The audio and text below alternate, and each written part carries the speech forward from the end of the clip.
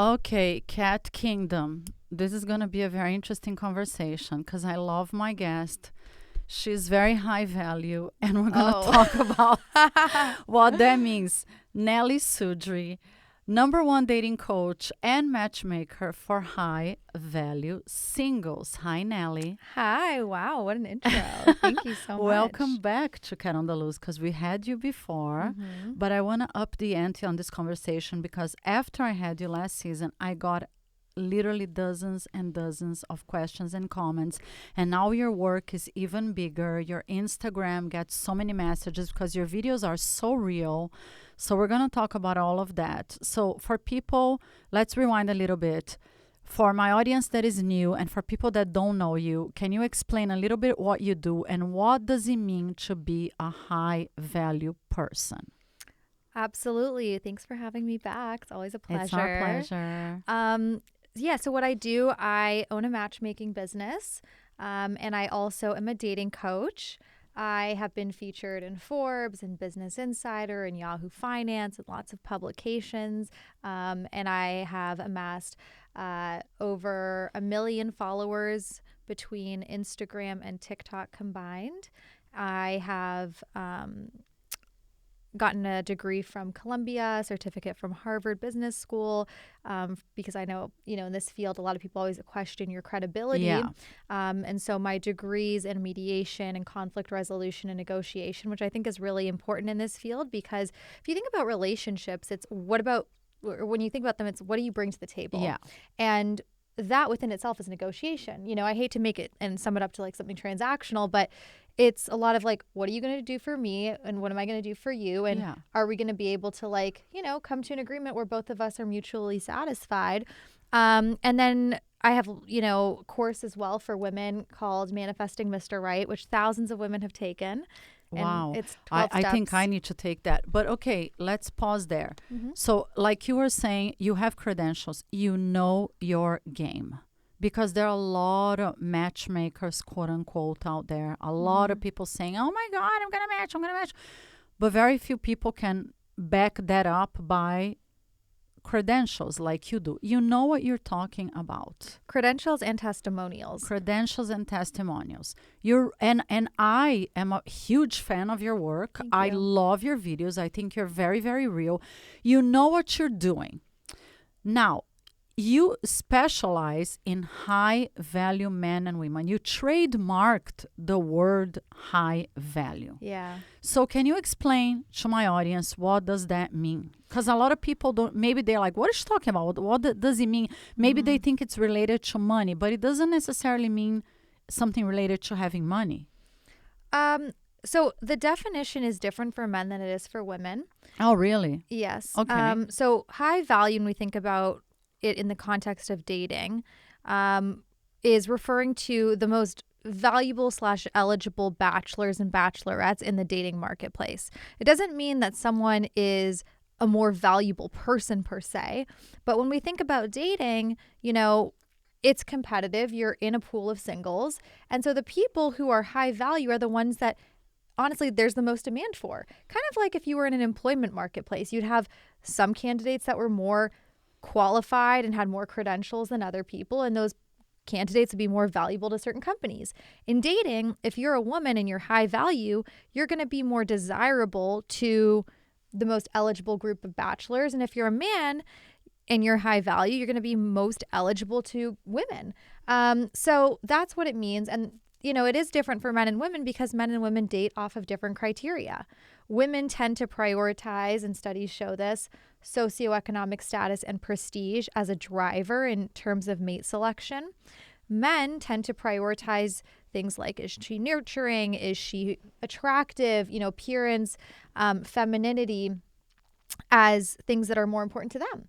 Now, everyone, of course, is different, but for the most part, the studies show that these are the drivers. They're still somewhat primal. And because those are the drivers, that is part of what dictates what the definition for high value is between men and women. Okay, so a high value man would be a guy that is successful, has money, has a good financial situation. So Yes, I actually sum it up in terms of 4 criteria. Okay. So criteria number 1 is definitely monetary success, because yes, success might mean something different to everybody, but we live in the real world. Things are quantifiable.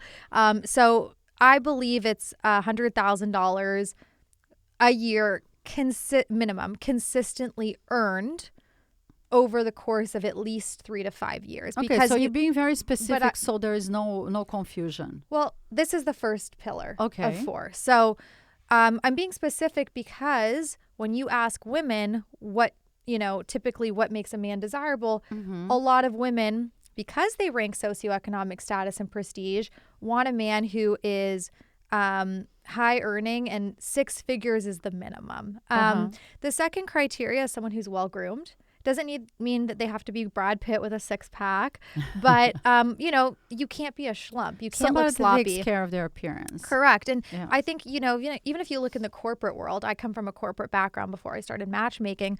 The people who get promoted, the men who really are high up in the ranks, they're well put together. They're well groomed. Yeah, sometimes they might have a few extra pounds, dad bods in, whatever. But for the most part, you need to look well groomed, because that's how you make your way up in society.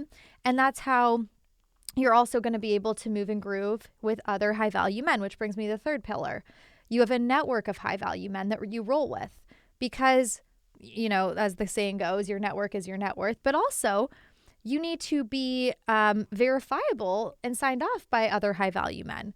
So, and you can't get to the top by yourself. You need other people to help you get there a lot of the time. So you have a network, and network can mean you've got people on LinkedIn endorsing you. Network can mean you have, a circle.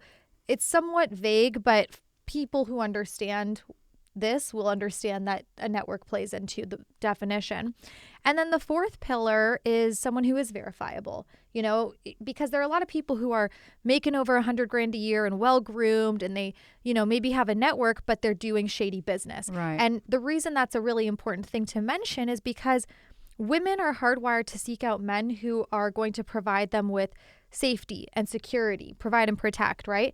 You can't feel safe a lot of the times when you're around someone who's jeopardizing that by engaging in shady business. Right. Totally. So verifiable. So I need to be able to look you up on LinkedIn or see you on a publication. Yeah, some kind of trace. I know out. a lot of, and I have a lot of friends here in LA. They say they're very wealthy, and they say, "Oh, I don't want to do social media. I don't have a website." Blah blah blah, which is fine, but somehow, somewhere, you should be able to prove who you are, right? If you're not doing anything wrong, any illicit activities like you're saying, you should be able to prove who you are. Yeah, I mean, listen, you don't have to be a public figure per se, but you need to be verifiable. Yeah. You can't be engaging in shady business. I totally agree. Now for women, what consists of a high value woman? Because I know a lot of women, and I want to talk about the beauty part of it in a minute, because I know, especially here in LA, and you tell me if you agree with me, a lot of girls are beautiful and they're like, "Oh, I'm pretty, I'm high value.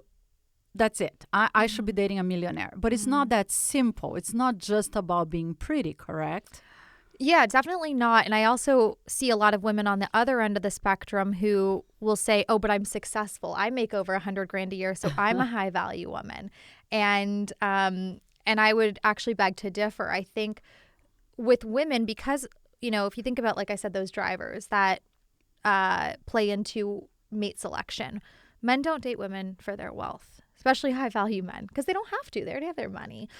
They're dating women for other reasons. So a woman's earning potential is not what constitutes her as a high value woman. And I don't say that to knock the successful ladies out there. I'm a business owner. I'm an educated woman. I understand the reasons why that gives us a sense of sometimes self-actualization. But that doesn't make you high value in the context of dating, because that's not what actually makes you attractive to men as a barrier to entry. Because I know there are going to be people who see this and say, "Oh, well, actually, I like a woman who's independent and makes money." Yeah. Cool. But that's probably not what's getting you to ask her out, right? Which brings me to the first thing, femininity. Femininity is something that is a broad word, but, feminine in your appearance, feminine in your manners, feminine energy. Someone who's feminine, that's attractive to men, especially because Men like to be around women who make them feel like men. So if a man wants to feel masculine, what's the polar opposite of that? Totally. Femininity. Second is someone who's disciplined, because if you're disciplined, that's going to play into all aspects of your life, right? If you're disciplined about what you put in your body, about your workout regimen, about how you live your life, that's important, especially to high value men, because you need to add value and you need to be able to get on board with his life. And if a man is high value, he's probably disciplined. He's probably got... Very likely, yeah. yes. So you need to have a level of discipline in your life as well. You need to be able to take care of yourself in that way. I'm going to mention fitness. You don't have to be a bodybuilder. You don't even have to really be like going to the gym all the time. If you are but into I think that then goes great. for men and women, right? High value people in general, like you said, they take care of themselves. They take care of their appearance, period. But there's a difference between being well-groomed and being fit. Right. So like I said, with men, actually, they don't need to be fit to be high value. You don't think so? No, I don't. Really? No, because, I think they need to be well-groomed, but I don't think they need to be fit. Do I think that helps their marketplace value? For sure. For sure. But I don't think that makes them high value, because if it, for example, there are lots of men who are ripped. I wouldn't consider them high value because they're simply not successful. Right. There are also a lot of guys who are really successful. Look at, the presidents. Right? Do the presidents have six packs? Oh, Lord. No. But I don't care if you're a Democrat or if you're a Republican, by the way. But and none of these guys have six packs. Consider them high value either. I would totally consider them You high value. would? 100%. Oh my God, I would not. Well, I would consider them high trash. As I a think matter if of you're fact, any politician in my book, I'd be like, no, I would never consider dating a politician. So, well, that's you. But I would say the majority. yeah, but I would say the majority of if you're a head of state, you're high value for sure. Even if I don't want to get into politics really on this podcast, but yeah, I would totally beg to differ on that point. But regardless, for women, your fitness plays into your discipline. If you are taking care of yourself, that shows a man, okay, she's going to maintain herself after children, hypothetically, if they have children, or she's going to, be a status symbol to me, because your appearance, your beauty, ladies, is currency in the dating marketplace. And I know that this is kind of like against the counterculture. There's a lot of conversation and dialogue right now about looks are not everything. I didn't say they were everything. No, I know but you they're say important. that. And when you post these videos on your social media, I know you get a lot of backlash. But you're telling the truth. And I say that in different words. I always talk about it on the podcast and on my social media, that the world sees us from the outside in, period. Like, it doesn't matter if you have a great heart, if you're honest, if you're loyal, if you're adorable. The first thing they see is how you look like. Yes. So if you're in the dating like I love this, you say marketplace, like we're a commodity, but it's the truth. If you're in the dating marketplace, if you're putting yourself out there, that's the first thing people are going to look at is the outside. Well, and I don't want to objectify anyone, but we're always selling ourselves in For life. sure. So, commodity is one word, but we're always selling ourselves, and we want to get, we want to use our bargaining power and get the best But let's be honest, mate. if you look like shit, you should expect shitty results. You cannot look like shit and go out and try to get a date and think, oh my God, I am going to hook up with a high value guy or a successful guy or a guy that takes great care of himself. That's like insane. I always say, you don't attract what you want in life, you attract what you are. Yeah. So if you want someone who is bringing a lot to the table, someone who takes care of themselves, someone who's successful, someone who, is confident, and you yourself do not embody those traits, it's going to be challenging. You're going to, and this is where a lot of people run into issues. And this is why I've seen so many, positive testimonials in my business is if you don't know what your blind spots are and you don't know where your kind of, weaker areas are in terms of dating, it's really hard to strategize and get what you want. You can't get what you want doing the same thing you've always done if it's not currently working for you. So you have to sometimes change it up. But back to the high value women, I mentioned femininity, I mentioned discipline, fitness, but I also want to mention things like agreeableness, cooperativeness. These are skills that a lot of modern day feminists look down on when they hear it. They say, oh, that's from the olden days. And that's, that's so 1950s. Well, guess what? Men are still picking those women over the feminists. So you can look amazing. You can have, a feminine appearance and feminine manners. But if you don't have the ability to also let someone lead you, then it's going to be challenging to find a high value man, because these men got to where they are by probably leading certain areas of their life. Now, everyone's different. Dating is nuanced. Some women, are a little bit more leadership, bossy kind of vibes. Some women are not. Some men like that. Some men don't. I'm not trying to put people in a box, but broadly speaking, in my matchmaking business and in the real world, this is, these are the types of characteristics that men say they like. I agree. And this is what they choose. I totally agree. Yeah. And I know this is a little controversial, and like you said, couples are different, but I think in general, men want to be men in a relationship. Men like to be around women who make them feel like men. I completely agree. They want to take the lead. I always say that men are hunters. Like, so when it comes to texting, planning dates, going after you, they still want to feel that they are in charge in many ways. And many times women are like, oh, I'll do this, I'll do that, I'll do that. Like, you're taking away the nature of the game. And I totally understand why a lot of women operate from that standpoint, because to a lot of the women I've coached, letting a man do things for you sometimes might feel like you're obligated to do something for him, right? Like, I've heard women say, oh, if he pays for a first date, or if he's paying for things, then I'm going to be obligated to give up the goods. And what I say to women is, you also have to stand firm in your value. You have to know what you're bringing to the table. And just because you're letting someone do something for you doesn't mean that you're obligated to do anything in return that night or whatever. You have to take things at your own pace and do things that make you feel comfortable.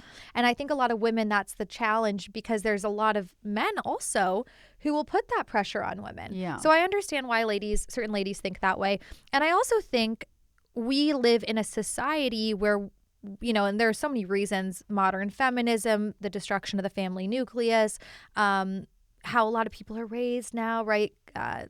Culture where women feel, because they've been told and kind of indoctrinated into thinking that they have to be hyper independent, boss babes, they have to wear all of these hats, and they have to take care of themselves and, never depend on a man, that it's really difficult as they get to, especially older in life, as they get to certain stages where they are more marriage minded. It's difficult to unlearn a lot of those things. Totally. So they'll go on a date, and that's their instinct is, I'm just going to put down my credit card. And it's not about money, by the way. It's just the principle. It's one example. Yeah, it's a gesture. Or I'm not going to let him call me a car. Or I'm not going to let him pick the place, right? They go into that kind of mindset.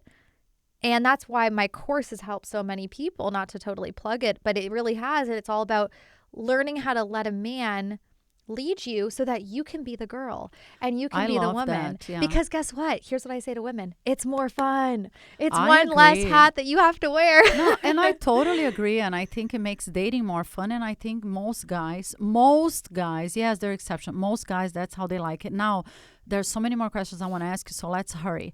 I agree. You said most successful, wealthy men, they don't care if their partner is wealthy because they don't need it. But let's switch the game, because I have a friend in New York. She's super gorgeous, in her 30s, and she's very, very wealthy. And just the other day, I was talking to her on the phone. She was like, oh my God, I can't find a partner, because she wants a partner that is at least as successful as she is. And I think you did a video about that the other day on your Insta. It's really hard for successful women. It's a lot harder for successful women to find a partner. Do you agree? And I'm going to add another question into this mix. Do you think a lot of men or most men are intimidated when it comes to dating super successful women?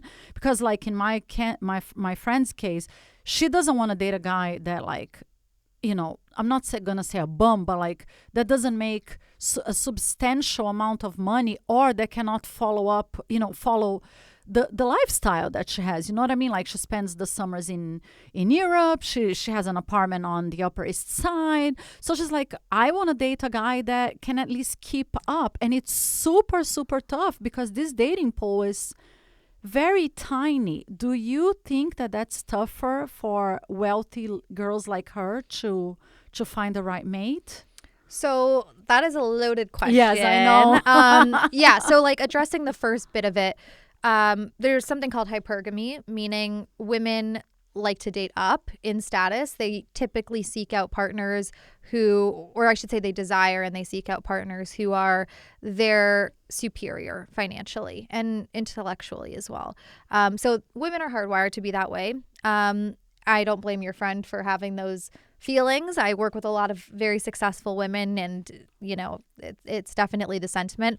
There's a difference between being wealthy and being successful. I want to just make that point, because someone can inherit a lot of money and then someone can also make a lot of money on their own. And I think sometimes the individuals who inherit their dating drivers might be different than the women who make it themselves.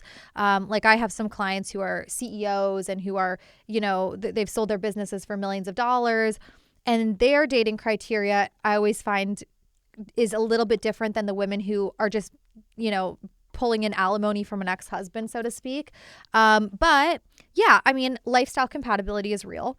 If you, and that goes for all, I would say, people across all income levels. Like if you like to go to concerts and you just want to kick it and like hang out, in the backyard, you're probably going to want someone who enjoys those things. If you like to ski and snowboard and, you're adventurous, you're going to want someone who does those things. If you want to kind of, lead a more fancy life, going to the south of France and going to St. Moritz and, Stad, you're going to want someone who probably fits into your life like a puzzle piece in that way too. So that's lifestyle compatibility. That's different than hypergamy.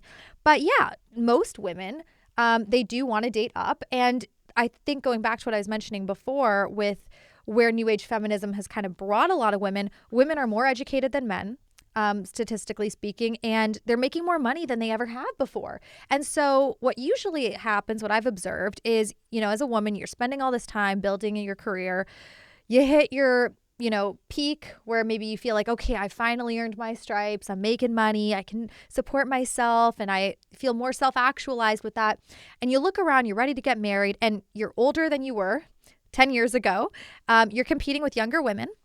And now your dating pool is smaller because the men that you're attracted to are earning the same amount of money as you or more. And so all the men earning less, you're not even really looking at.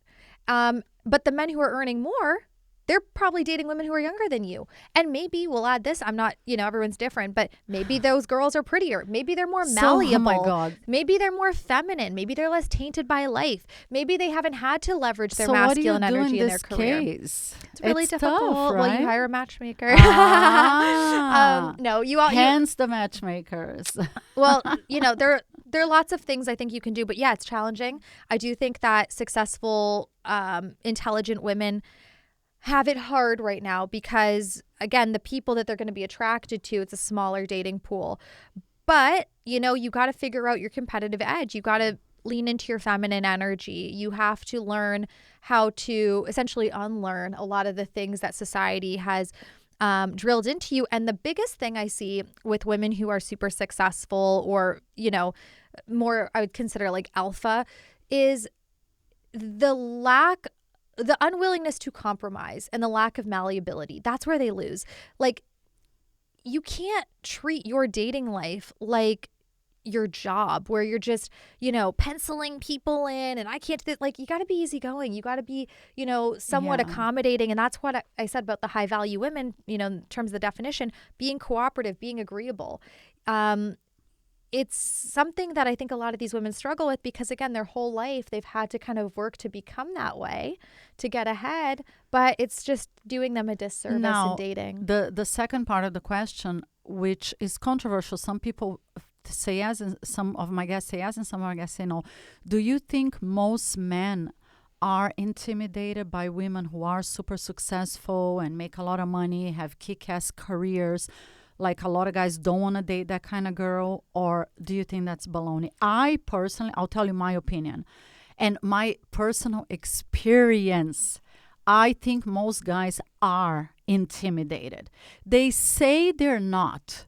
Like in the beginning, if they meet a woman that is making a lot of money, they're like, oh, it's so cool. I think it's so great. I am so supportive, blah, blah, blah. And as the weeks and the months go by, they start feeling like, oh, maybe this is too much for me. And I've had this experience before with people I dated that in the beginning they're like, oh, I love what you do and this is so cool. And then when they see like the attention and everything, they start feeling like smaller and smaller and smaller and threatened and intimidated. And a lot of my successful girlfriends have the same experience. And I think it's baloney that they tell in the beginning that, no, I want to have a girlfriend that is successful. I want to have a girlfriend that is out there. I want to have a girlfriend entrepreneur. I personally think, and guys, don't get offended. I'm saying most men. I know there are exceptions, but I think most guys cannot take the heat of dating a kick-ass, strong, successful woman. Do you agree with me or not? Well, if we're talking about the majority of men population-wise, I think the average annual income in America is like under $50,000 a year. So when we talk about most men, are we talking about all of America's population? I don't know in if terms we're of talking about about all or are we America's talking population? Or are we just kind of like loosely saying men in general? Yeah, we're saying loosely men in general. I think we're saying like the men that we would date, I guess. Well, the men that I would date is different than, but yeah, I mean, I think it is intimidating if a woman is, I think, throwing it in their face. I think it's intimidating if a woman, again, is letting that be her identity in the relationship.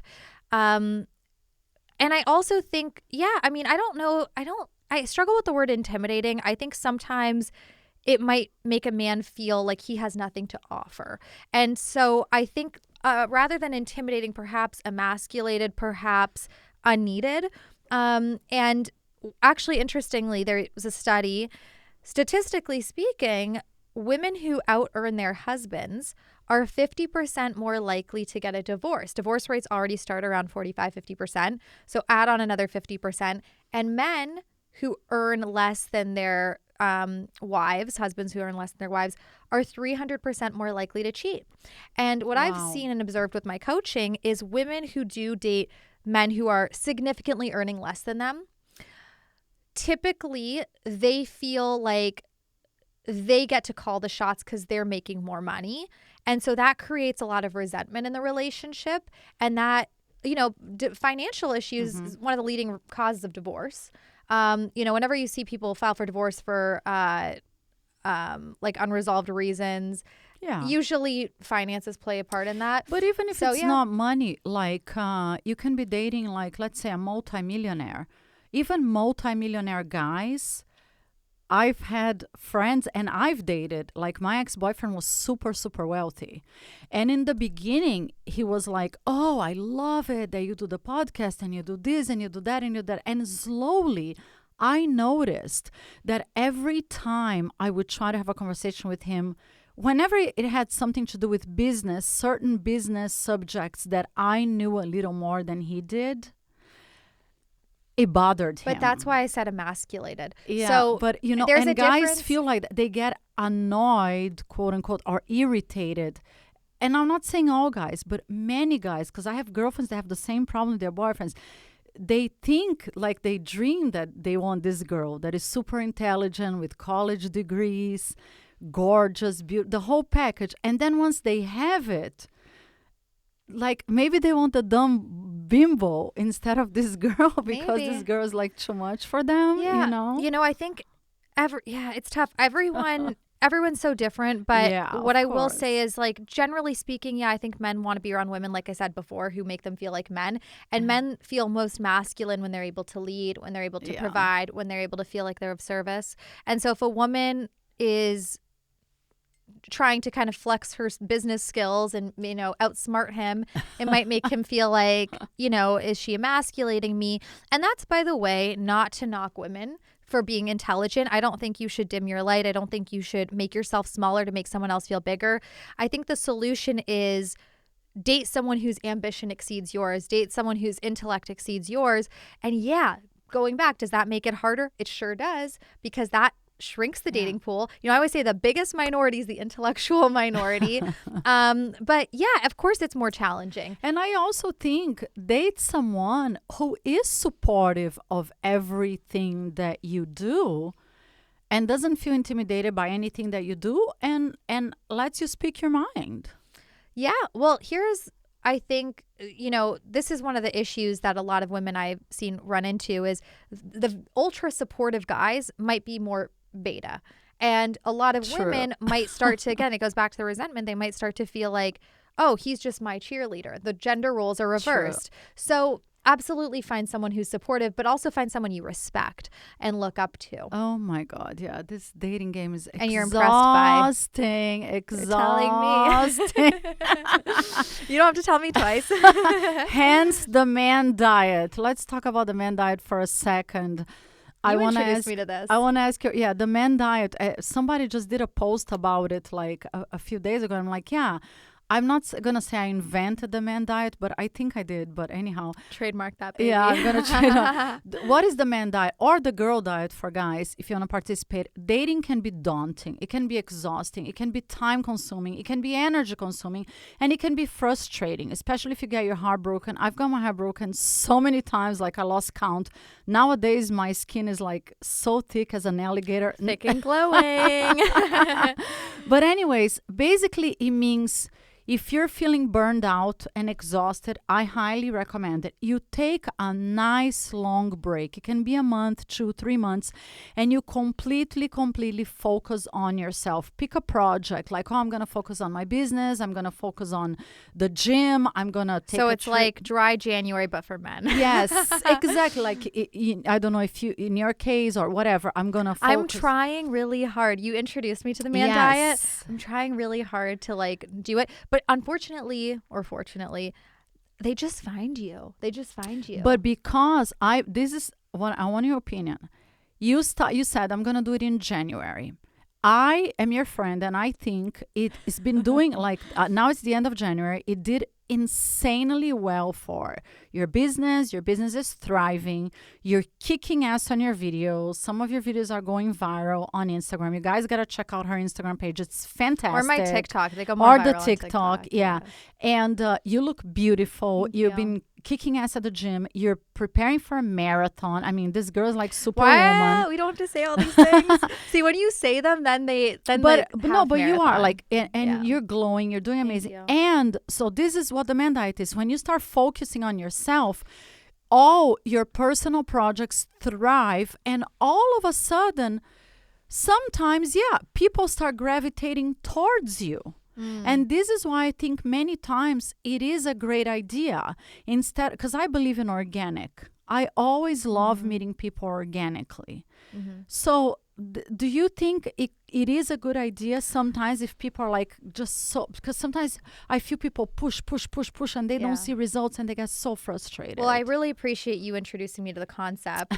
I can't say I've been on no dates in January. So it was kind of like a man diet with cheat days. I am a professional cheat day person. But yeah, I mean, I think what's been nice is at least, whether you want to go cold turkey completely or kind of like do something like I've done, it's just making a conscious effort to not prioritize that because you're prioritizing yourself. And the reason is when you put yourself first and you are able to lean into things that you've wanted to work on, self-love, self-care, inner healing, getting, closer to the goals that you want to achieve or achieving them, then you're actually able to become the best version of you that's going to attract in someone who's your counterpart. And that's, I think, the really beautiful thing. And that's the underbelly of it, which is taking time and focus away from,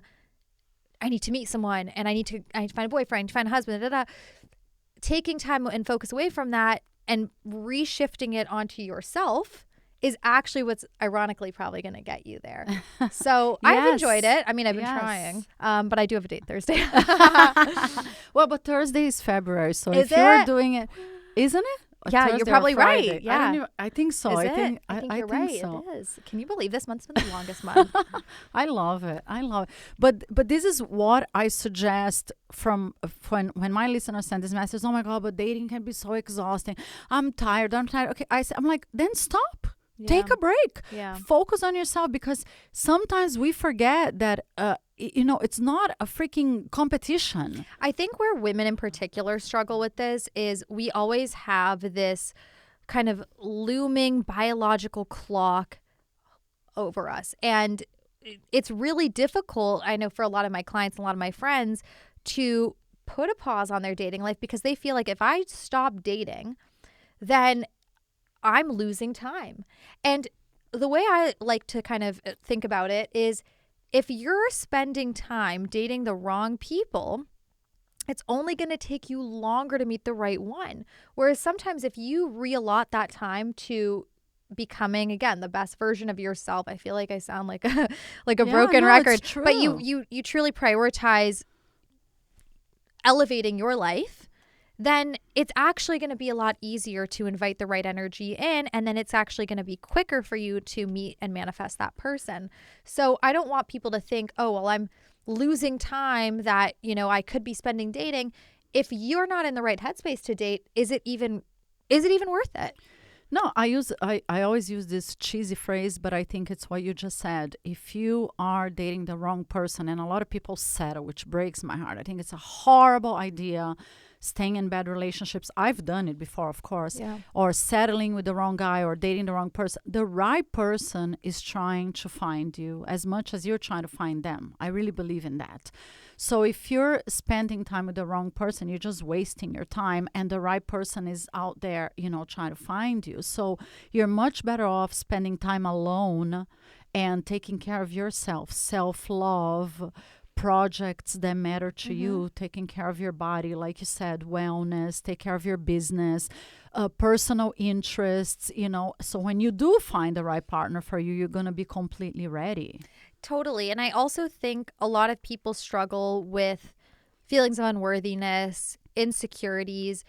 You have to love yourself to a point where you are okay with or without someone. And that's when you're really going to be able to magnetize and manifest in the love that you're seeking. Because even if the right person, a lot of people, ask yourself, if the right person walked into my life today, would I really be ready to receive them? Would I be able to let them love me? Would I be able to let them into my life? If the answer is no, you got to get to work and think about the qualities that the kind of person you would want in a partner, and ask yourself too, am I embodying those qualities? Am I showing up as that version of me? The beautiful thing about life and the human experience is we can always reinvent ourselves. We can always decide to take a new course, a new path. And I think a lot of people feel sometimes stuck in their dating lives. You get to decide what kind of life you want, but it starts with you and becoming the version of you that's going to attract in the abundance you're looking for and the love that you're looking for. Oh yeah, 1,000,000%. I did a video the other day on my Insta, and I got so many messages about it. I was saying that I see so many people, and I have a few girlfriends that they keep saying to me that they're miserable being single, and it breaks my heart. I literally have a girlfriend, she says that almost every day, like, oh, I hate being single. I hate being single. I can't wait to be in a relationship. I can't wait to be married. I can't wait to be. I think that is heartbreaking to me, because I truly believe if you're not happy in your own life, if you're not happy being single, you're not going to be happy in a relationship. You should not expect someone to bring all your happiness. Of course not. To make you happy. That's a huge mistake. You need to be happy on your own, right? Do you agree? 100%, because then you end up in codependent relationships. Yeah. And the thing is, if that person leaves you, they're leaving with all your happiness. Yeah. They're leaving with all your sense of self-worth. So it's really important to have, I think, a feeling of wholeness within you. And I also think the best and healthiest relationships are ones where you can thrive as an individual in your own identity, and the partner that you're with can have their own individual identity, and you come together and you're great, but you can also be, again, your own people, as opposed to being this, you want the feeling of oneness, yeah, but you want to still, we're all still individuals. We come to this planet alone. We leave this planet alone. Yeah. So, maintaining that feeling within you. Oh my of God, yes. worthiness And there's wholeness. nothing sexier than having your own interests, your own life. I don't think any guy is going to enjoy being around a girl that does absolutely nothing all day, sits by the pool, right? Oh, I know plenty of guys who want a girl like that. You do? Well, maybe Yeah. for the weekend. Depends on the dude. Maybe for the weekend. If that's all he wants to do. Not for long term. Yeah, I mean, don't know listen, about that. I don't think know about that. I think interesting people like to be around interesting people. And if you Yeah. most people want someone who's, I Yeah. think, dynamic, and the best, like I said, the best way to attract the type of person you want is to become that. Yeah, totally. So I for think sure. the perfect example right now that everybody's talking about is Taylor Swift and Travis Kelce. I really think they're riding the success wave together. They're both so insanely successful on their own. And I think when they met, it was explosive because everything is working. Everything is working. So when they get together, they're not embarrassed to showing the world. And I know it sounds cheesy, but like when you saw she was like jumping on the field to kiss him and say, I love you. She's going to the games. He's going to he's doing the little heart. And they're like, I don't give a fuck if the entire world wants to see it. And this is the perfect example. She had everything, the success, the career, and he's going to the Super Bowl. And I think that's the synergy of a couple that has it all on their own. And then when they come together, it just really matches. Yeah, and I would say what's interesting and stands out to me about their relationship is he was the one pursuing her. And I think a lot of women, especially modern women, feel like they have to chase a man, convince a man, and pursue him. Yeah. And, that's not the case. Shine bright on your own and then let people pursue you, let, men come to you. And the ones who are really serious will make it happen. Yes, totally agree. Nelly, you're fabulous. I love your you're videos. fabulous. Can you please tell my audience how they find you on your beautiful social media platforms? Of course. My handle is ask.nelly. You can also join my free database or apply to become my client on nellysudri.com or enroll in my Manifesting Mr. Right course at ask-nelly.co. Thanks for having me, thank you so Kat. much. And you guys that are listening, if you want to see the video episode so you can see her beautiful face and her beautiful smile, video episodes are now available on YouTube and, like always, on Spotify only. Video episodes are available on Spotify only. And you guys know the audio episodes are available on all platforms where you enjoy your podcast. Nelly, thank you so much. It's always such a pleasure having you. You're amazing. And I'm on your database. Are you in my database? I think so. I think I pitched you to. I pitched her to a matchmaking client the other day. I've had really bad experiences with other matchmakers in the past. I honestly think there are a lot of people out there that don't know what they're doing, but you really know your game, and I think you're fantastic. So I appreciate it. Coming from you, it means even more. Thank you so much. It was fantastic. You're always welcome to come back. And guys, never give up on love. Someone once said to me, you don't have to find love, love will find you.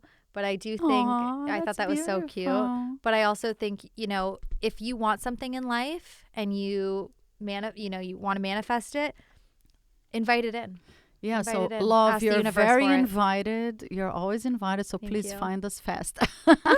Thank you. You're amazing. Thanks, that was a great Karen Luz, and I'll see you guys very soon.